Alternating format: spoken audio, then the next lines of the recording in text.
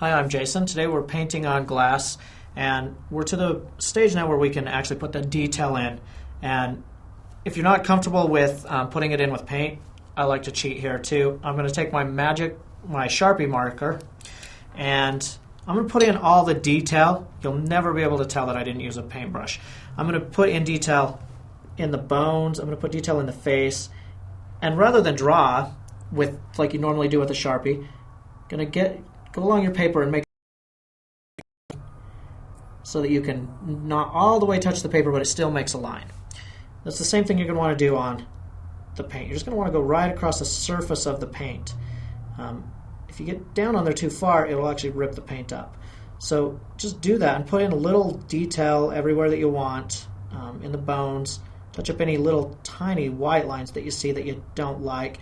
And this is a chance to add detail that you didn't even put in before, if you like. I like to really get, I like to put a little bit more definition down on the bones down here, maybe up some by the eyes, just little things, and you don't even have to draw. You can just dot them, and nobody will even know. Maybe up here on the bone. It's really up to you, anything you want to do, but that Sharpie will really touch it up really fast, and just dotted lines, or rather than lines, just dotted.